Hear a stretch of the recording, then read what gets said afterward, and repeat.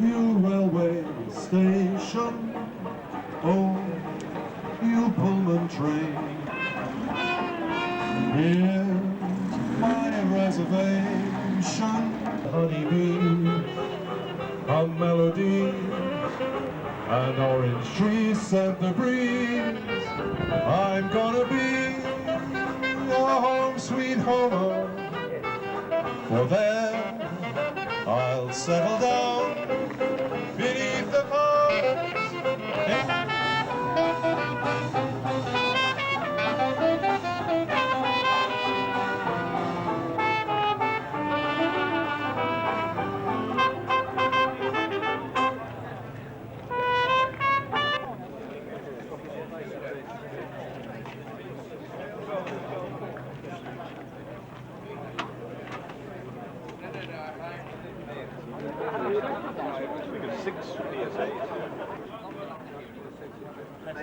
Ladies and gentlemen, good afternoon.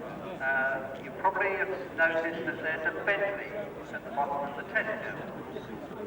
If you go to the little green marquee by the aeroplane next to the road hangar, there's a green marquee, and you'll find a picture of your car, and it's available in the form of a half-plate print with a Brooklands background.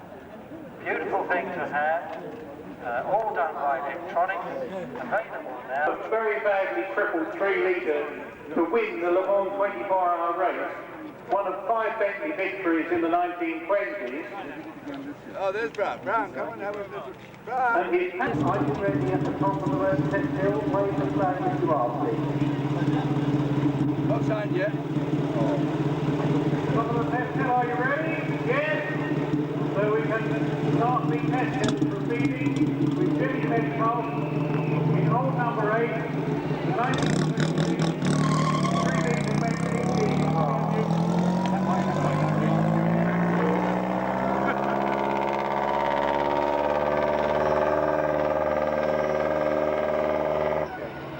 Anyone who's standing on the road at the foot of the test hill, could you please...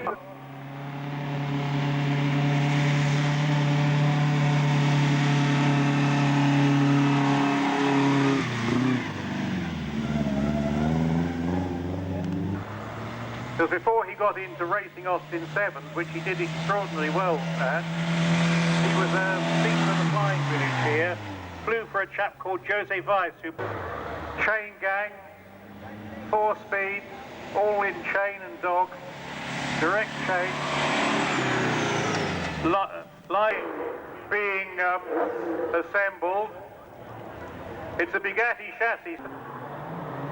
The wonderful Talbot factory is still there in Balby Road, in Ladbroke Grove, designed by Georges Roche, who is one of the great Swiss engineers, one of the finest limited production 1930s sports cars, with an enviable record in rallying.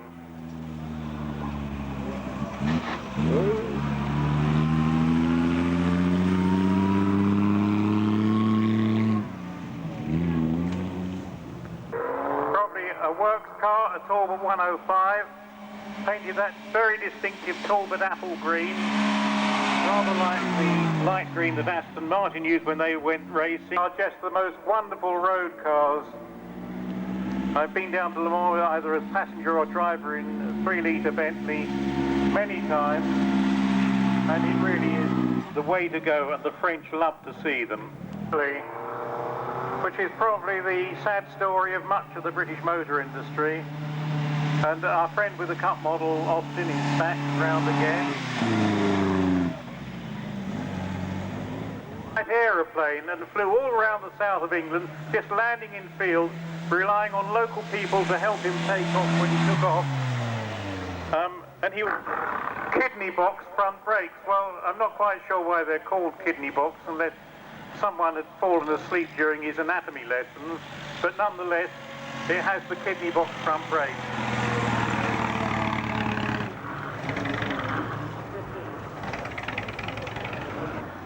Talbots, this one's come over from Jersey.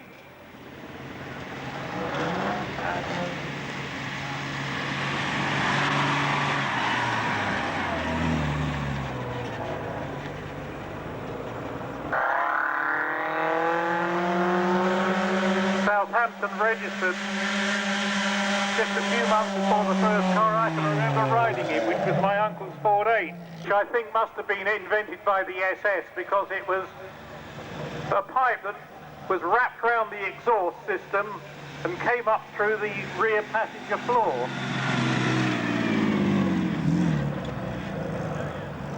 Also, an incurable collection of wood rot. But then, what would you expect for £30? Now here is the first of our Model Ts, the most popular car. And just take note, when these go up the hill, that they only have 2 speeds, low and high. And I think we're just about to see a demonstration of low.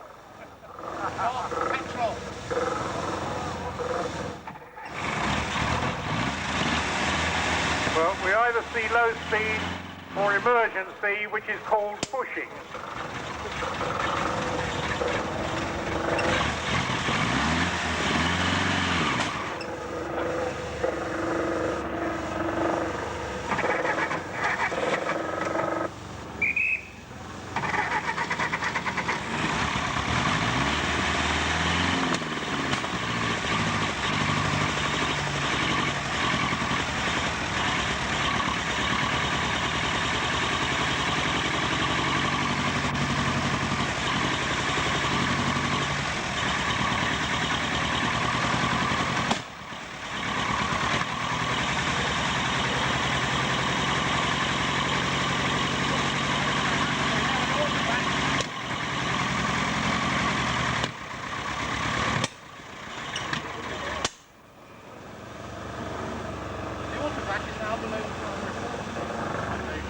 Want anyone on the test hill at the moment, thank you.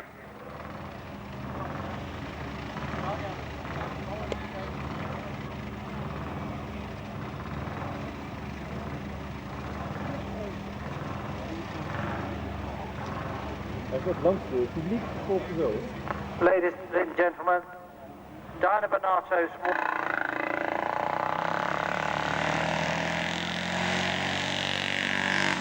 British motorcycle industry gone on.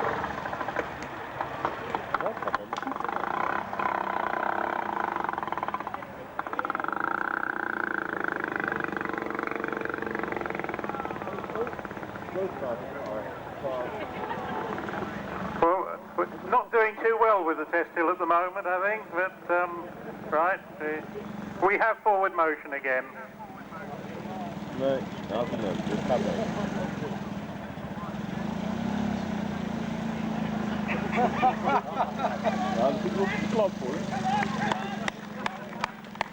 Now we've got Mr. Cleese, 1937 Rudge Ulster, complete with period-type helmets. I suppose it shows my age. I can actually remember people riding for real in helmets like this, but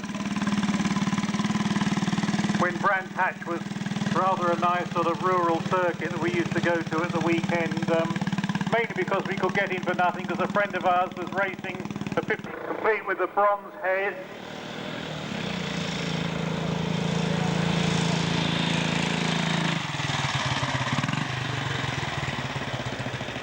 Most of the bodywork, and they went rather fast, as you have an engine of virtually 3 litres, a very lightweight chassis, a long bonnet, so you might think it had 6 cylinders underneath, but no, I'm assured there are still the standard 4, but a very, very pretty little car. I thought there are the finest of sporting cars, the Vauxhall 3098. My dream car when I was a teenager. Never actually got round to it, but nonetheless. This, of course, was the car that put the world on wheels. Rather like the Trojan. Bottom gear is very low, but it will climb anything, provided you've got enough petrol in the fuel tank, which is only under the... I believe with backing from Lord de Clifford. Now we've got Trevor Tarring in his Model T Speedster. We've been used to seeing Trevor. Trevor is one of those folk who live on St George's Hill, which those of you who know their Brooklands history will recognise as the source of most of the complaints about noise from the track. I don't know what the neighbours think about it. Very special car belonging to Mr Ward, rather pretty pointed tail bodywork. Now this is a real treat. This is one of the very who was a Ford agent from Newcastle. It ran here in exactly this form and won the race. In fact, Mr George had liked this car so much he had to put a fork of pig iron across the plank that he was sitting on.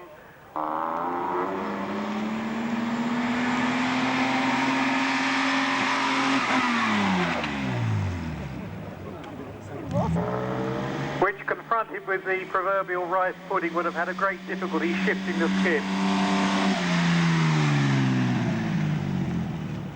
But it was one of the great long-lived engine series, ran from 1919 right into the early 1960s, and probably was producing 2 or 3 times the original car when it went out of production. And he built what he thought was the ultimate twin-cam sports car, very special Anzani engine, very...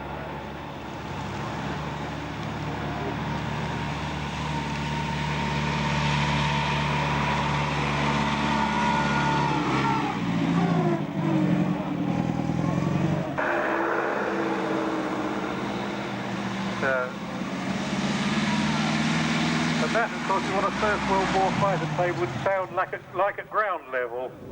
The very nice Talbot 105.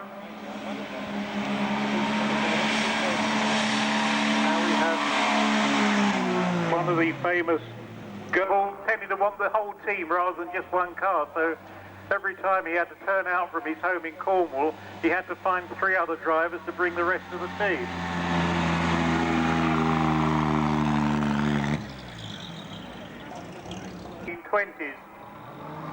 Was quite a potent selling aid for Bentley, and I'm sure we're noticing that now with the latest Bentley win, which I was lucky enough to witness.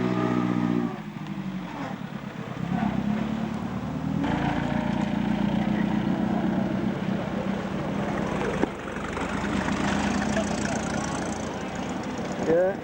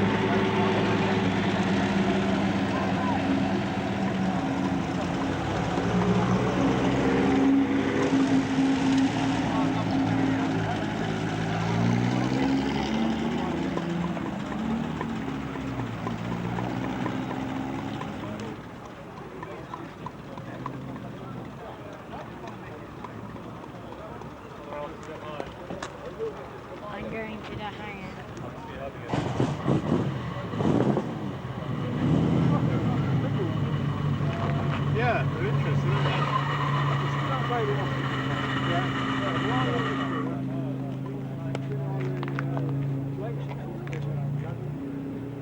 Heil Hitler!